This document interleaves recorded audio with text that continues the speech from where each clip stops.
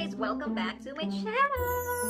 Muli na naman ako nagbabalik sa mga bago balik dito. Don't forget to subscribe to my channel and ring the notification bell so that you'll be updated on my next video! So ayun guys, kita nyo naman sa ating thumbnail. Ang ating topic for this video is all about how to find jobs in Thailand and how much is the basic salary. So ayun, yun yung pinaka gusto nating malaman. Alam ko naman na marami nang gumawa ng videos nito. But this is 2020. Actually, December na.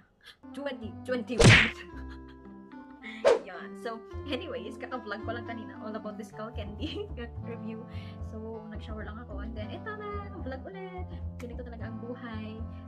Medyo ginaganahan na ako ngayong mag-vlog. So, habang ginaganahan ako, tinitake advantage ko na yung aking energy para gumawa ng more vlogs as long as kaya ko pa. Kasi, pera to, tulyar, char. Pero hindi lang naman yon. Of course, yun nga, passion. Balik natin yung ating passion na medyo nawala-wala nitong mga nakaraang buwan. Ayan, so medyo matagal-tagal din yun. Ako nagpahinga. So ngayon, I gain my energy right now. So, ayun, kaya, gagawa na natin ng vlog. And I know this is very helpful to you. Ginawa ko to, it's because ang dami-daming nagtatanong, kaya siya ganito ganyan. Ang daming interesado about sa pag-work dito sa Thailand. Kasi, based on the past videos na ginawa ko, may mga nagko-comment and may mga nag-PPM din sa akin. So, eto, karagdagang kaalaman naman. Kuya Kim. So, eto ay, meron din siyang some important reminders that you must know before coming here in Thailand. Actually, some of these are na-mention ko na dun sa mga past videos ko, but just in case you wanna know again, or hindi nyo pa napanood, so dito nyo na malalaman siya. So, let's proceed na. Gabi na. If you are planning to come here in Thailand, or work here in Thailand, specifically teaching job here in Thailand, you must stay and watch this video until the end. So, important reminders. If you come here in Thailand, and you don't have, wala akong mahanap na ibang better term for this, but if you come here to Thailand and you don't have a diploma or you don't have a degree, medyo mahihirapan kang maghanap ng work. Though maraming OFW dito, though maraming OFW dito na walang degree or walang diploma, but then they have work. Okay? So, hindi ko siya nilalahat. May mga, actually, dito ngayon marami. But, some of them, or maybe most of them, ay pumunta na dito sa Thailand before pa, years ago. So, this time kasi, medyo humihigpit na sila and medyo mapili na sila sa mga workers, no? So, based on my own experience, dun na sa pagnanani before, when I applied being a nanny, naghahanap pa sila ng 4-year grad na nanny lang yun ha, nanny tutor. Gusto nila 4-year grad pa, diba? So, I don't know sa mga hotels, being a receptionist, pero pag sa mga ganong work kasi, like offices, mahirap talagang maghanap, especially if Pinoy ka, di ka naman kaputian, kasi minsan yan, tinitignan pa nila. Tapos, alam mo yung parang Asian look ka talaga, mahirap ka maghanap ng work dito. Medyo may discrimination nangyayari dito minsan, pagdating sa mga application ng mga work, ayan. So, more on mga puti-puti kasi sila dito. Or, kapag nakakapagsalita ka ng Thai sa mga offices. Ayan. So, more on teaching jobs dito sa Thailand. If you don't want or you can't do teaching, maybe Thailand is not for you. Kasi, as I have mentioned earlier, karamihan ng jobs dito ng mga OFW na Pinoy, no? Actually, even some of the foreigners na nanggaling sa ibang countries, teaching jobs talaga, yun talaga ang malakas dito. So, kung gusto mo ng ganun, gusto mo ng maayos-ayos na trabaho, well, teaching job talaga. There are office jobs or iba pang work aside from teaching. Pero, napaka-rare kasi. Tsaka mahirap talaga. May stuck kang ilang buwan. So, yun. I'm not discouraging you, but I am just opening your eyes about these things para alam ninyo. Baka kasi nag-expect kayo na pagpunta niyo dito, madali lang maghanap ng work. I'm telling you, it's not that easy. But, ganun naman talaga pag nag-abroad, diba? Kailangan makipagsapalaran. You must be independent. Ayan, sabi ko, diba? Pag mag-abroad ka, kailangan talaga independent ka. Kasi, alam nyo, sa totoo lang, matulungin yung mga OFW dito, lalo ng mga Pinoy. Matulungin yan sila. They can guide you if you will ask them. Pero, it doesn't mean all the time merong makakatulong sa'yo. I mean, like, kailangan maging independent ka, alam mo maghanap ng work by your own Maybe some of the people can only guide you through chat, something like that. But they cannot attend physically pagka pupunta ka na sa mga interviews mo or mag-walk-in ka for application. Dito, dapat kaya mong buhayin yung sarili mo, kaya mong dumiskarte, ayan. Kahit saang bansa, hindi lang naman sa Thailand, kahit saang bansa ka pupunta, kailangan alam mong dumiskarte. Alam mo nang i-assist yung sarili mo. Kaya before ka pupunta mag-abroad, dito sa Thailand, you have to prepare yourself. Kailangan matutunan mo munang maging independent. Pagka napaka-dependent mong tao, tapos pupunta ka dito sa abroad, mahihirapan ka, baka uwi ka ng di oras. Yun. You must follow their rules and laws. Ayan. So, dito sa Thailand, especially sa kanilang culture, madami silang rules, and sa mga laws nila, madami dito. Especially with the visa thingy, something like that. Sa mga laws, dapat nagre-research kayo, ano yung mga dapat ginagawa sa visa. So, kung gusto niyo malaman yung mga sa processing ng visa, panoorin yung video ko na to. Ayan. Meron ako dyan, in-explain ko yan. So, marami silang pinapatupad ng law dito, lalo na sa mga foreigners. So, we must know how to follow the rules and regulations. Classroom may batas. Bawal lumabas o bawal lumabas. Pero pag sinabing pag nag-comply ka na bawal lumabas, pero may ginawa ka sa pinagbabawal nila, inayos mo yung law ng classroom nyo at sinabmit mo ulit, ay pwede na pala ikaw lumabas. And the laws of this country, kasi foreigner lang tayo. So, kailangan natin irespeto yun. Huwag tayong punta dito hari-hari. Sure. And another thing is learn basic Thai words. So, this is not actually mandatory. Kasi there are some OFWs here na nakasurvive naman without learning Thai language until now. Maybe. Pero, it would be better, and this is for your own good, if you will learn at least the basic Thai language. Especially yung mga languages na possible na magagamit nyo during the travel. Ayan. Kasi dito sa Thailand, most of them, they don't really speak English. Most of them, they don't understand English. They can understand maybe basic English, but there are some drivers, something like that, na hindi ka talaga maiintindihan. So, you have to at least learn the basic Thai language para lang hindi ka masyadong mahirapan. Ayan, meron naman Google Translate yan. But just in case, paano kung wala ka internet, o diba? Something like that. Hiyang-hiya ka magtanong, something like that, diba? Or wala ka mapagtanungan, at least may baong ka. Yun. So yun. Bring with you your diploma and OTR, and it should be authenticated. Ayan. So before, dito sa Thailand, hindi kailangan yung authentication na yan. Kaya maraming nakakapag-work dito na may dala na silang diploma and OTR. Nakakapag-work na sila. Pero ngayon, medyo strict na sila dahil sa mga nagsisilabas ng mga peking documents, ganyan. So, naging strict na sila, lalo na dito around Bangkok or near Bangkok. Something like that. Pero actually, pati na rin sa ibang provinces talaga. Naging strict na sila. So, kailangan authenticated na yung iyong documents. Ayan. So, yung tinutukoy kong authentication is yung red ribbon. Pero sa Pinas, diba, hindi na sila mag-i-issue ng red ribbon. Ngayon ay apostille na. Apostille. Sure. So, Thailand is not an apostille country. I haven't experienced yet how is the process of that, but I think ipa-apostille mo na lang yung iyong documents, and then if you arrive here, you bring it to Philippine Embassy. At silang magsasabi sa'yo kung ano yung gagawin mo doon, kung kailangan pa bang ipa-authenticate ulit or something. May iba pa bang process para matanggap siya dito sa Thailand pag mag-apply ka. Ayun. So, red ribbon kasi sila dito, hindi ito apostille country. So, yun. Where to apply jobs. Ayan. So, here in Thailand, we have two ways para mag-apply ng jobs. Okay? In other countries, pwede ka lang mag-apply ng job online kahit nasa Pinas ka pa. Pero dito sa Thailand, mostly ginagawa dito ka na mag-apply in Thailand. So, you will come here. Yeah, you will come here. And dito ka na maghanap ng work. Yes.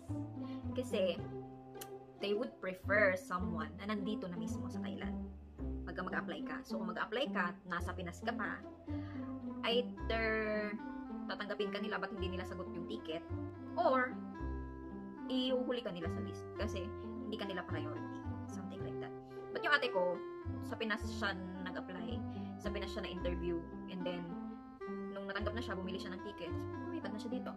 That was her case, okay? So, this is case-to-case basis, I don't know. But mostly talaga, yung kinukuha nila is yung nandito na sa Thailand. Sa dami pa naman ang nag-a-apply na nandito na sa Thailand, mahihirapan ka mag-apply kung nasa Pinas ka pa. Pero, hindi naman nasa magbaka sakali. Ayan. So, there are two ways to apply. there are two ways to apply jobs here in Thailand. First is online, and the second is walk-in. Ayan. So, online, there are website, Facebook pages, Facebook groups, kung saan mo makikita yung mga posted hiring na mga trabaho. Ayan. So, in walk-in, syempre, malamang mag-walk-in ka. Punta ka mismo dun sa school. Kung hanap ka ng school, pwede mong gamitin si Google Maps. Hanap ka ng mga schools near me. O, ngayon, ipapakita niya yung mga schools near me. Puntahan mo yung mga yun, magpasa-pasa ka lang ng resume, ganun. Tapos, prepare ka lang ng demo mo. Mga simpleng demo lang, ganyan. Kasi baka pagpasa mo ng CV, hiring pala sila, tapos sabihin nila, demo ka na. Ready ka ba? Ganun. Yung mga ganyan kasi, so at least ready ka, diba? So, ayun. So, dito, gamit na gamit si Google Maps. Buhay ng mga OFW si Google Maps. Lalo na pag may pinupuntahan, naghanap ng trabaho, Google Maps. Ayun. So, walk-in, di ka mawawala pagkasama mo si Google Maps. Ayan. So, sa online naman, marami tayong choices.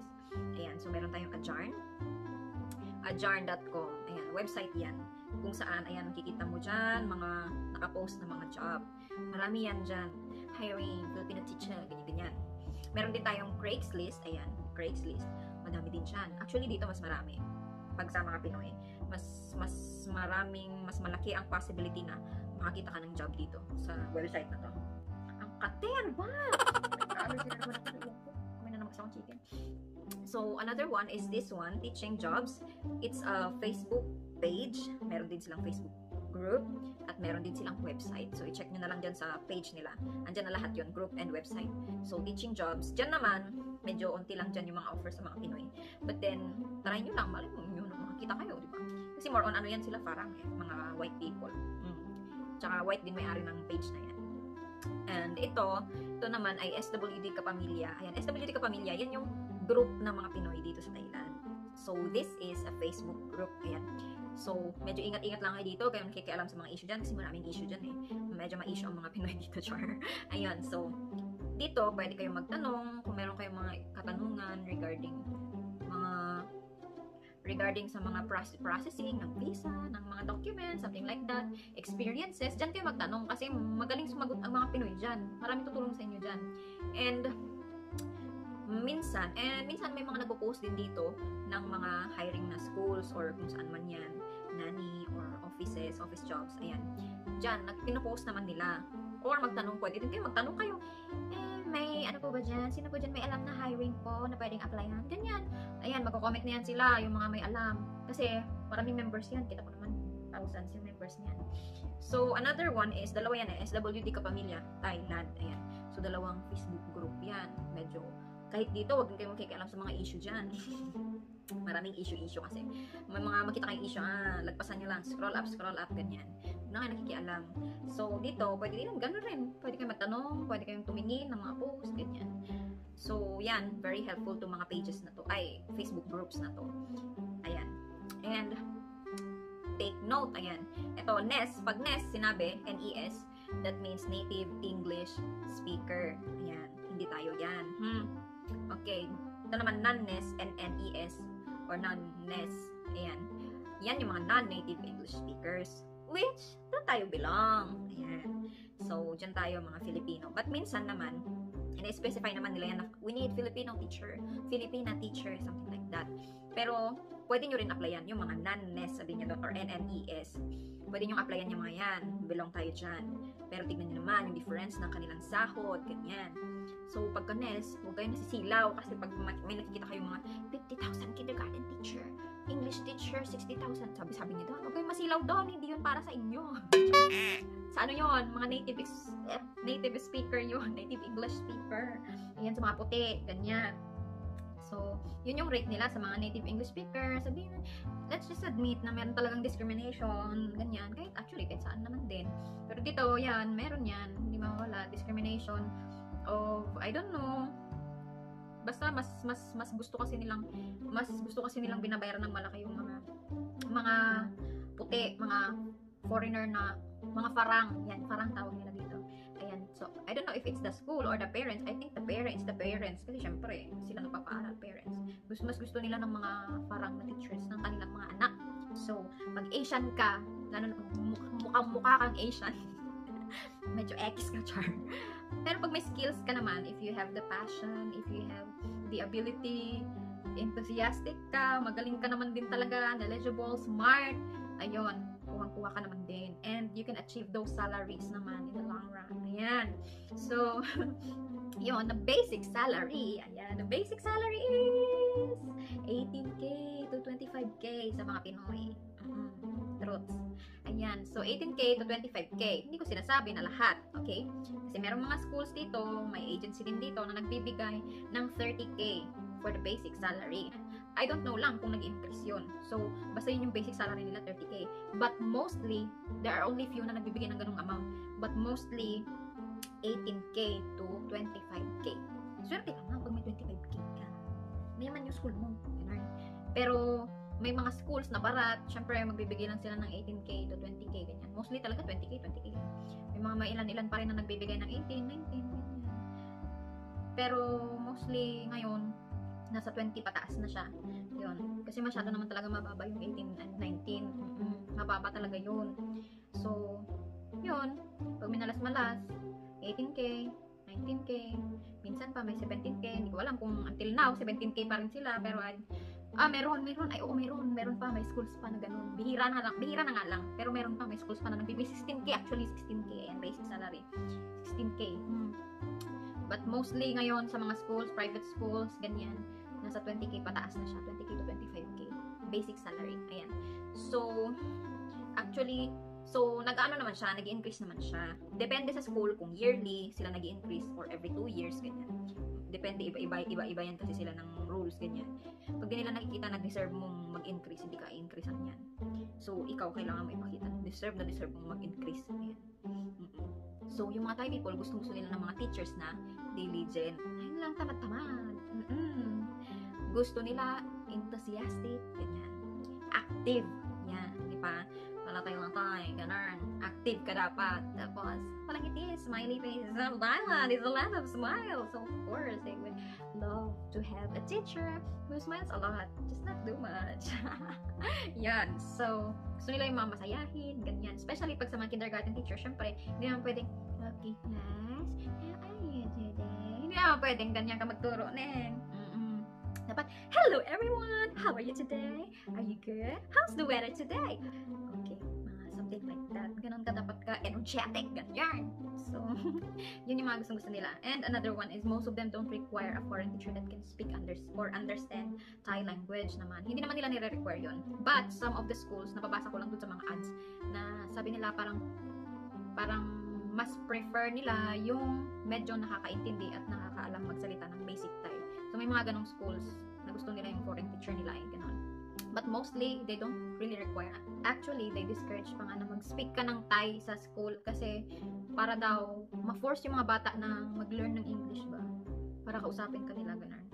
But in my case, nasa government school ako, in my case, during my first year, hindi talaga ako nagsalita ng Thai kasi hindi man ako marunong. Kunti-kunti lang, chay, day, ganun lang ako. Pero hindi ako masyado marunong ng Thai, unlike now.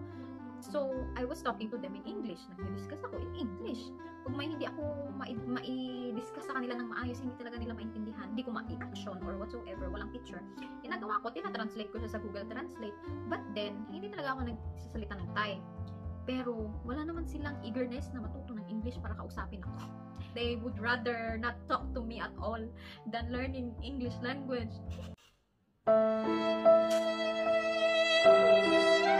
Ang nangyari, after ng school year, in-evaluate ko yung sarili ko at yung mga bata. How did they learn from me? Wala silang natutunan ko. Kaya, ako naman, medyo nag-adjust ako ng konti, medyo nag-learn ako ng mga basic Thai. Tapos ngayon, ang ginagawa ko na, in-explain ko sometimes sa kanila in Thai para maintindihan nila ano yung sinasabi ko sa harap. Hindi naman sila katungangal ang na ganyan. Maboard kasi sila pag di nila naintindihan ba, hindi na sila nakinig, natulog na sila sa klase. Pag pagalitan mo naman ng pagalitan, hindi rin naman maganda yung impact sa kanila. So ang nangyari, nagsasalita na ako ng Thai sometimes, but they really discourage that. Kahit sa school namin, dinidiscourage nila yan. Mapasaway lang talaga ako. Pero I just want them to learn naman kasi. My goal is for them to learn what I'm teaching to them. Ayoko yung turo lang ako ng turo. Alay ka day, kahit ano, anything, basta turo ka lang. Gawin mo lang yung job mo. I don't want that, na gawin ko lang yung job ko. Pero hindi naman sila natututo. Masama sa pakiramdam ko. Parang, ang bubo ko ba na teacher? Something like that. So ako, nag-a-adjust ako. Pinapakiramdaman ko sila, inaalam ko, inaaral ko sila kung sa anong paraan sila mas matututo. So I think, kung i-evaluate ko sila ngayon, this year, and i-compare ko siya last year, mas natututo sila now. So, that's all. Yun lang naman. And I hope this video